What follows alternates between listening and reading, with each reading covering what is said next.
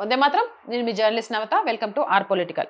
నెహ్రూ చేసిన తప్పిదాల గురించి మాట్లాడకుండా ఆ తప్పిదాలను కప్పిపుచ్చుతూ ఈరోజు ఆ తప్పిదాలన్నిటికీ మోదీయే కారణం అన్నట్టు ఆరోపణలు చేస్తే చూస్తూ ఊరుకుంటామా?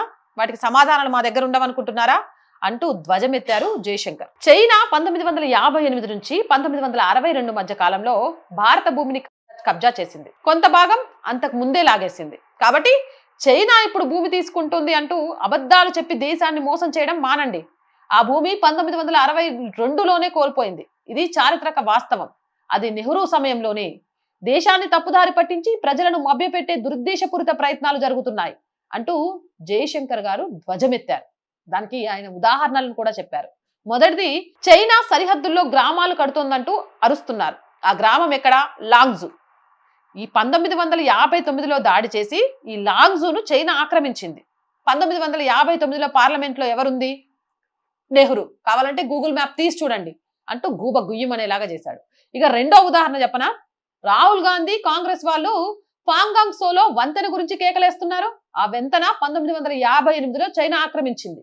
మళ్ళీ 1962లో కబ్జా చేసిన భూమిలోనే నిర్మాణం అవుతుంది. ఆ టైంలో ఉన్నది ఎవరు?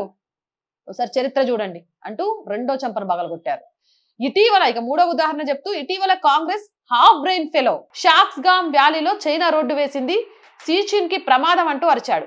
షాక్స్గామ్ వ్యాలీ ఎప్పుడు పోయింది? నెహ్రూ దాన్ని పాకిస్తాన్ ఆక్రమిత కాశ్మీర్ లో భాగం చేశాడు. పాకిస్తాన్ 1963లో దాన్ని చైనాకు అప్పగించింది. ఈ విషయాలన్నీ మర్చిపోయి, ఈ విషయాలన్నీ దాచిపెట్టి ఇప్పుడు ఈ కాంగ్రెస్ పార్టీ దేశానికి నెహ్రూ 1949 ద్రోహం చేస్తే బుట్టో 1963 ద్రోహంకి మోదీని బాధ్యుని చేస్తుంది. తాతలు తండ్రులు చేసిన తప్పులకు ఒక్క బాధ్యత కూడా లేదు కానీ ఇప్పుడు మోదీని నేరగాడిగా చూపించే ప్రయత్నం చేస్తున్నారు. ఇది ప్రజలను మోసం చేసే అతిపెద్ద అబద్ధం కాదా? ఖబర్దార్. ఇలాంటి అబద్ధాలు చెప్పాలి అని చూస్తే ఊరుకునేదే లేదు. నిజాలను బట్టబయలుపెట్టి మీ ఇజ్జత్ తీసి గూబ గుయ్యం అనిపించేలాగా చేస్తామంటూ జయశంకర్ అయితే గట్టి వార్నింగ్ ఇచ్చిండబ్బా ప్రతిపక్షాలకు. మరి ఈ వార్నింగ్ పై మీ అభిప్రాయం కామెంట్ చేసేయండి. జై హింద్, జై భారత్. అండ్ రోజు చెప్తుందేనండి R group of channels, R voice, R political, R Sanskriti, 3 మన ఛానల్సే.